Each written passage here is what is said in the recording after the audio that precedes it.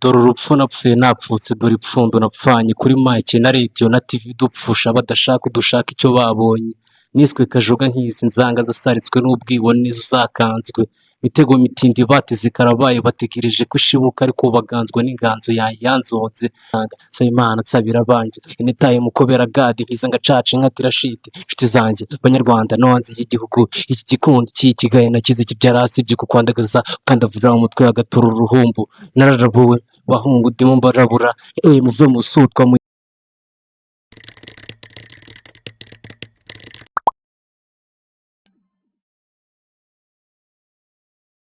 ndabasuhuje abakurikiye Mondi Studios.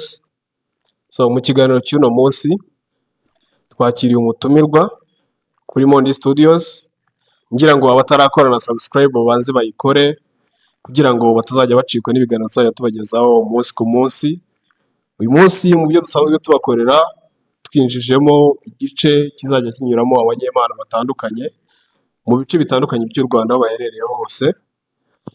Uno munsi rero tukaba turi kuri Josue Art Gallery, wahasanga ibishushanyo bigiye bitandukanye, amascripture, amataburo meza. Ushaka kubahereza akazi turaza kubashyiriraho nimero mwabavugishaho kugira ngo babakorere ibyo mushaka. Tudatinze kugira ngo umutumirwa twakiriye abanze yibwire abantu badukurikiye, atubwire n'ibyo akora.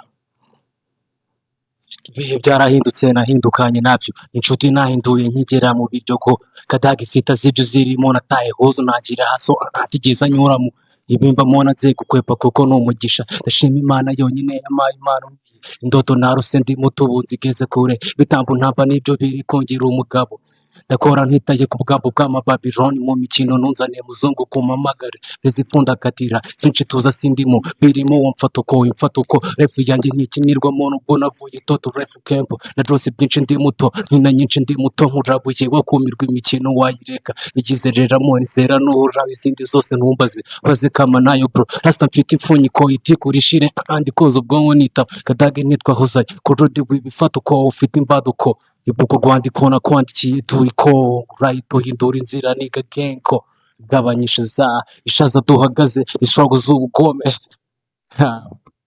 Destino Magobi Oji Mwita Stino, ngira ngo mwamwumvise, ni umuraperi indirimbo za rap. Uno munsi niwe twakiriye hano kuri Mondi Studios. Mbere na mbere tugiye kuganira nawe, aratubwira ibikorwa arimo guteganyiriza abamukurikira ku mbuga nkoranyambaga ze ari buze kubabwira. Channel yawe yitwa gute mbere na mbere? Destino Magobi abakunda France kabisa, abakunda umuziki wa hip hop bajya bagakora subscribe kugira ngo bamushyigikire kuko ari very talented, afite impano kabisa, arashoboye. Akaba ari n'ibyo arimo kuduteganyiriza na album. Amaze kubibwira rero, amaze kubabwira amazina ye, amaze kubereka ko ari umuraperi ndetse unabishoboye, akaba anakeneye support yanyu ariko ku rundi ruhande. Rero nk'umuntu wari wese ukibona umuhanzi ahita yibaza ati ese urugendo rwawe warutangiriye hehe? Nicyo natwe twibaza ndetse n'abadukurikiye bose. Umuntu ahita ananakubaza ubundi umuziki wawe wawutangiye gute? Abantu benshi usanga bafite background wenda yo muri famiye, cyangwa se ugasanga wenda yatangiriye muri korali, ari umwana wo muri korali akagera aho ngaho agakunda kuririmba. Wowe watubwira ko watangiye gute music? natangiye kuririmba zamani ariko ntabwo nigeze ngira mu makorali. Ndi umupeti muto nakundaga kuririmba indirimbo z'abasani tu, Yego.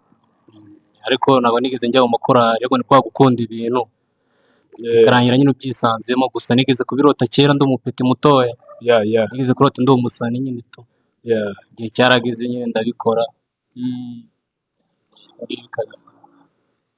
Ni ibintu muri famiye se hari umuntu wabikoraga?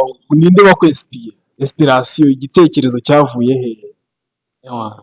Nanjye sinzi, nabonye biza kabisa kwa gukunda ibintu nyine tu, numvaga ingoma z'abaci, ntabwo umva ingoma z'abaci nkumva zirenze. Ndi kuntu ugenda wumva ingoma z'abandi ukazikunda bikarangira zose utaye kujya uzifata. Ngenda avuga ati sundi wakora izanjye kuko n'ubundi urumva nigeze kubirota kera. Ndavuga ati se gute ntabikora n'ubundi ntabwo byabaye keza. Ni sawa cyane. nanone abana bakiri batoya, wowe umaze gukura wenda wowe hari imyanzuro wifatira, umaze kuba umuntu mukuru, bakunda guhura n'imbogamizi y'uko ashobora kuba afite igitekerezo cy'ibintu yakora ari impano ye, ariko ugasanga arahura n'imbogamizi y'uko wenda famiye ntibyumva, famiye mu by'ukuri ntabwo ibishyigikiye. Wowe umuryango waragushyigikiye babonye ko umuziki ari cyo kintu ukunda cyane? iyo umuryango ntari kuko bose n'abaririmbyi mu makorari benshi iyo ugiye mu byo ushaka aho nyine barakwereka ugakora ibyo ushaka, yari amahitamo yawe yakora ikibi nuko yaba ari ibintu bibi nyine. Impamvu abo bana bamwe bagenda bababuza babonye nyine mu bintu byiza bitarimo ibintu by'ibigare ntabwo bababuza nyine. Rero ntabwo nabyinjiyemo kubera ikigare nyine, niyo mpamvu batigeze babikomeza nyine ngo babigire ibindi bya danje. Nubwo umuziki uba ukeneye support y'amafaranga, yego nibyo, ariko nanone biba byiza iyo umuntu ashyigikiwe. So ushimishijwe no kumva ko famiye yawe itigeze ikubuza gukora ibintu ukunda. Ni ibintu byiza cyane, ntabwo ari ibintu umuntu uwo ari we wese ahura nabyo mu rugendo rwe rwa muzika. Uwo muri abambere baranarenzaho ngo nibafate kano kaporo kabisa. Ewana salute, nanjye ndabashimiye cyane aho bari hose. Iyo babasha kureba kino kiganiro, ndabashimiye cyane kuba baraguhaye support, bakumva ibintu byawe. Nubwo buriya umuntu atashyiramo amafaranga, ariko iyo agushyigikiye akavuga ati ibi bintu uri gukora nibyo, bikomeze. ahubwo ikintu cya danje bo babikunda kurusha uko mbikunda nyine, nicyo nanjye nicyo Really? imbaraga nyinshi cyane. Wow. Rero ndagira ngo ugeze kumbwira ko ufite album. Mfite album kabisa. Mbere yuko tuza kuyijyaho rero, indirimbo wakoze bwa mbere urayibuka? za kera nagiye nzita mu bikari ariko Indirimbo ndacyayibuka. watangiriyeho kabisa. nshobora kuba ariko ndayibuka to ntago nagotwa bike nyine Warayaproduce? biba biri narayaproduce Birahari? bikora. Okay. Abantu badukurikiye baze kujya kuri channel ye, mwibuke ko yatubwiye ko yitwa Stino Magovi. So ubwo ngubwo turaza no kubibandikiraho kugira ngo bize kuborohera, tunayipininge hasi muri comments. Comment ya mbere ubuze kubona iraza kuba ari channel ye, mujyeho mukore subscribe and then tumushyigikire agire kure. So nawe nkubajije indirimbo ya mbere watangiriyeho utangira mu buhanzi, indirimbo yitwa gute? Bayita Kempo. Bayita Kempo okay. ko bayita kabisa. Waduhaho akapera niba ukiyibuka? Gagisa duhanagura amari ijambo byiza cyangwa mu bibi mu mutima ugakomera ntigira abapeti kugahiga kubucwa ntabwo tuzaniga. Oh baby zarasaze zibona umuntu street ko bati yarakabye batazi ko uri konkoni n'abandi bank'ikiyoni bakandemera agatima ati don't worry Stino, nanjye simbahereza mbabwira ko nduwino bakangu zarasaze agace twarakabye egenge zimporaho mbagurira akantu nanjye simbahereza mbageza kwa mageza ategereza inoti nizi zanda pesa ubwo kucuza bahereza izo id gusa uvakijiza puri icyo bashaka ni igipfuri inkandi jizo buru rufunguzo mu ngufuri niko biri muri furi mvuge furi we Kempo twika amatara muri ke twika amatara muri ke muri he abami b'injyana mbayanyuze muri re abasare mu birwe biharire bakoze mu bibutse bya bihe njye nibuka bya bihe dukora twivura tuvuga turuha abandi basinziriye ikadira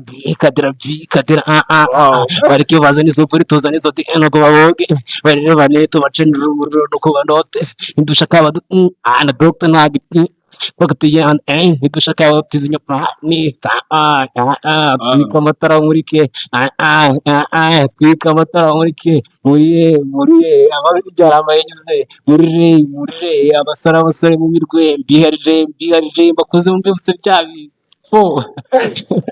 mbere ko natsika ikintu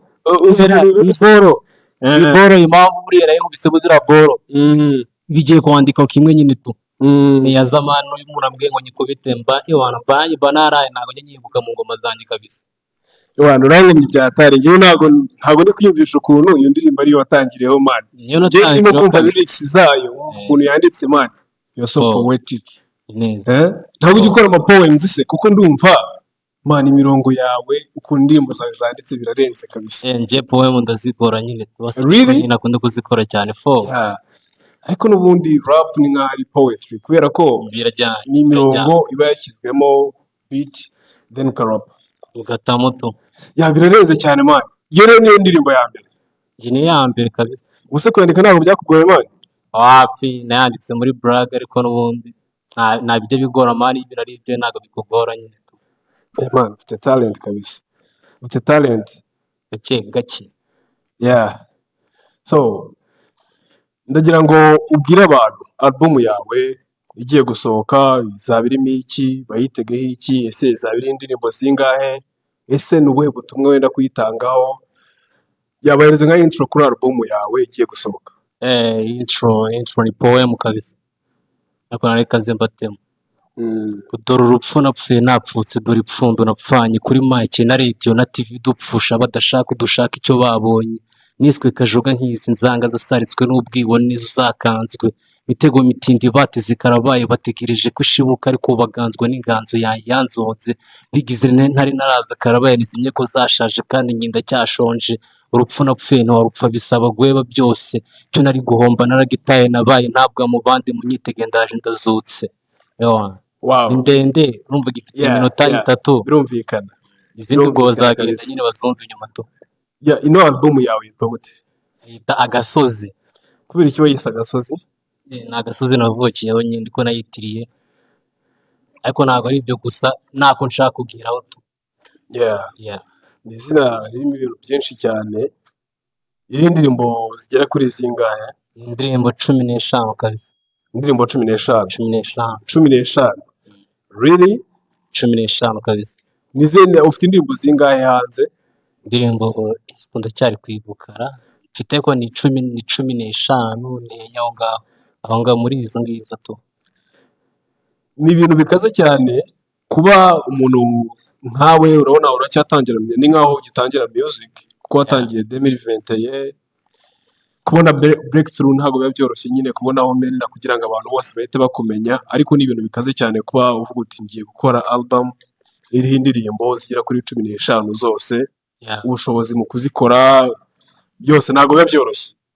Ntabwo biba byoroshye kabisa. Uko utekereje uko indirimbo zose ziriho zikoze, uburyo zanditse, ni album uyibumbiye hamwe yose, ushobora kubwira abantu ko irimo ubuhe butumwa muri rusange? Irimo ubutumwa bwinshi nyine tu. Harimo izo bita za addicted, yego, n'indi bita hari abo zigiye zireba, urumva bazagenda nyine bagenda bazumva gake gake, gusa zirimo ubutumwa zose nyine tu, cyane cyane ziri kuzigaruka Gasozi navukiyeho n'ubundi. Okay, nibijyanye na background yawe hamwe n'aho werekeza, aho uri kugana. Aho ndi kugana kabisa. Ni byiza cyane. Ndakwifuriza iterambere. Merci kabisa kuri twese ariko. Ndakwifuriza iterambere kabisa, kubera ko umuziki usaba imbaraga nyinshi cyane kandi zitahita zigaruka ako kanya. Ujya muri studio bwa mbere byari bimeze gute? Ujya kuri recording indirimbo ya mbere? Byari ibisazi. Ngiye nkijyamo n'ubundi nagiyemo, hari umuji twajyanye tu. Tugira wagiye kuri recording. Ndareba ndebye harimo no bampeza time nyine ngo ndi coding. Icyo gihe nanjye nyandikisha utuntu nyine duke tu. Yego. Icyo gihe nanjye nanditse utuntu duke. None ngiye kujyaho za bya bindi byose nanditse byahise bigenda kabisa, bitewe no gutinya mikoro nyine tu. Ariko narakomeje nyine bigenda biza nyine tu, ngisangamo neza ubu ngubu naho ndi guci kabisa. Ikibazo cy'amatsiko. Most of us ntago mu by'ukuri umuziki ari ikintu umuntu wari wese aba yarize. Wowe warawize? Wapi, narawigishije kabisa. Okay. Naho ngaho nashaka. So ubundi iyo Stino aza kuba atari gukora umuziki, ni ikihe kintu kindi avuga ati nibura iki ngiki nicyo nakabaye ndi gukora, nicyo naforingamo neza kandi nkagikora neza? Nka football, nuko football ariko wamye nyine tu. Ivuze gukina umupira buriya? Ukina kuri kangahe? Jewe nakinaga kuri 7 nyine, nuko imvune zagiye ziba nyinshi, nabiruka kera. Na kabiri ni poto narindi zawo ubu nari. Shauri multi talented kabisa. Ibaze kuba uzi gukina football, kuba uzi neza ko ubikora neza ku buryo ubaye udakora umuziki aricyo kintu wakora, ukaba uzi no kurapa neza. Ariko izo ball zijya zijyana, njya mbona ko basani benshi bijyana, sinzi impamvu nyine tu. Rwose. Kuri benshi njya mbona basani benshi, hari abonzi baba babikora byose. So mbibutsa ko iyi ngiyi ni Mondi Studios, ikiganiro turimo gukora turimo kugikorera kuri Josue Art Gallery iherereye i Rwamagana kuri sitasiyo ya Uno ku muhanda ukomeza i Kayonza. So wishimiye ibihangano urimo kubona muri background byose ni ibyabo, nibo babikora.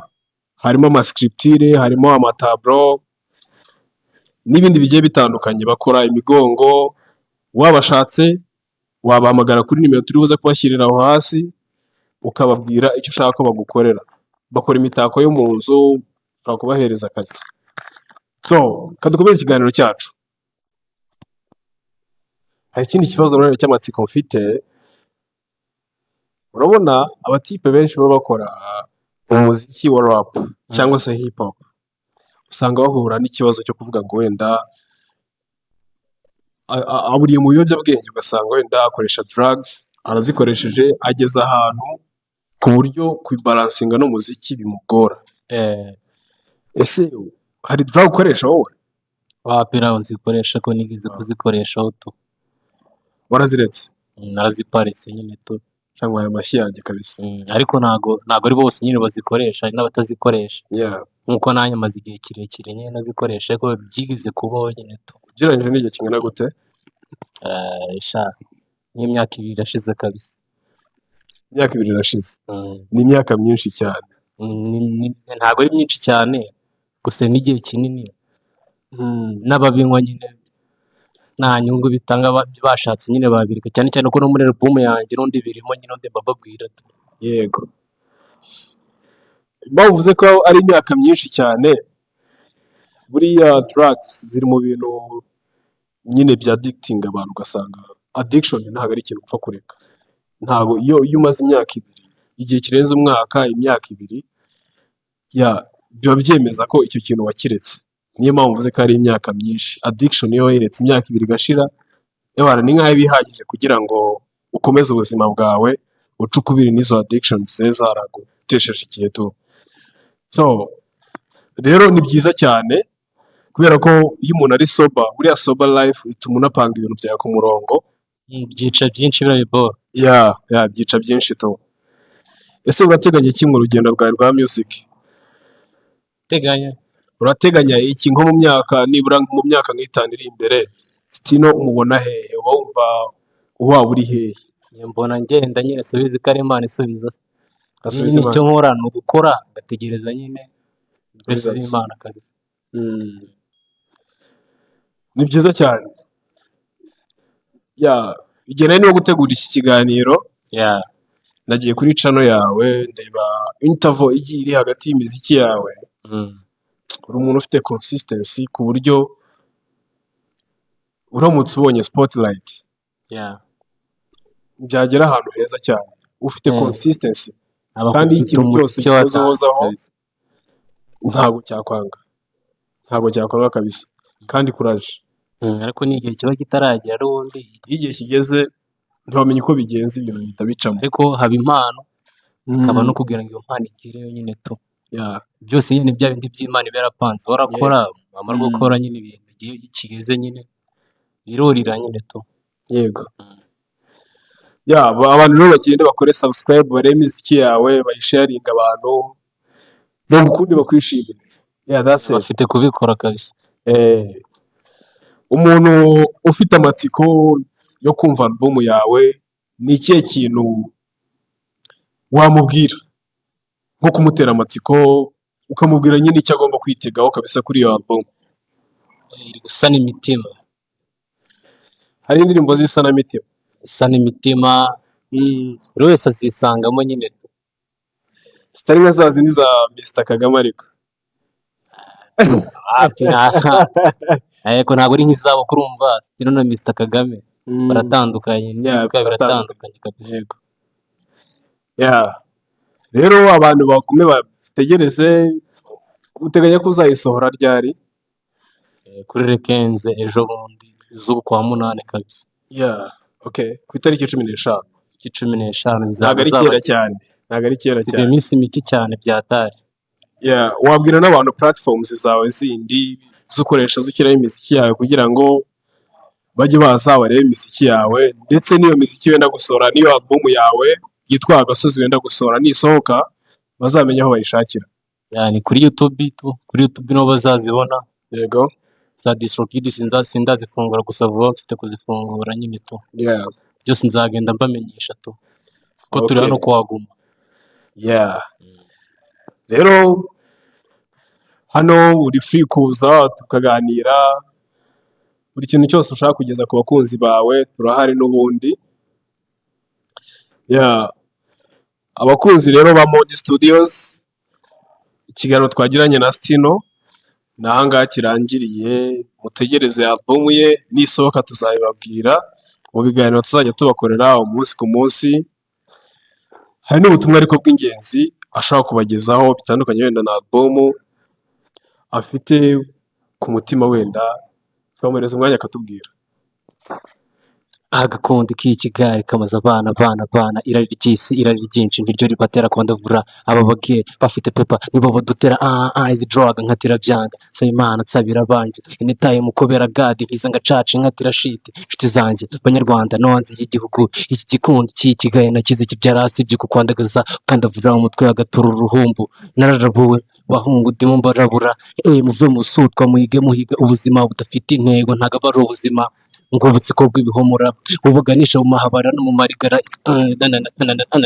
Agakundi k'ikigare kamaze abana irari ry'isi irari ryinshi niryo ribatera kwandavura aba bage bafite pepa nibo badutera izi drug nkatira byanga nsaba Imana nsabira abanjye initaye mukobera gade nkisa ngacaca nkatira shiti inshuti zanjye banyarwanda no hanze y'igihugu igikundi cy'ikigaye nakize kibyara hasi ibyo kukwandagaza ukandavura umutwe agatora uruhumbu nararabuwe bandi kubarabura nyine izi drug n'iki ni afaki nota bene bari mu buyobe buteye ubwoba ngomba mutuvumo ibirori buba hasi abatini ntibayuka nabi imyaka yasize ngo baracyashaka gutwiga iza sampuro zo kirabiranye yabazaniye nawe ubundi abashukashuka ashaka gukaba abayobya yinjiza n'iki nyine baraye n'iki nyine ni boys tino ndabura bumva batumva oya indirimbo njyewe ntabwo ari ubwa mbere duhuye ngira ngo urabizi imiziki nkunda kuyumva urumva ni imiziki yanditse neza irimo ubutumwa umuntu uwo ari we wese w'urubyiruko yakabaye yumva, kubera ko Stino ni umuntu ufite urugendo rw'ubuzima yaciyemo rufite amasomo menshi, wenda tuzagira igihe cyo kubiganiraho. Natwe uyu munsi twashaka kuvuga kuri album afite gusohora mu minsi iri imbere, ariko ni umuntu ufite amasomo menshi yageza ku rubyiruko, ku bantu bumva imiziki. So nishimiye kukwakira kandi nizere ko ikiganiro twagiranye cyagenze neza. So naho ubutaha. Just Thank you so much. shown. Yeah.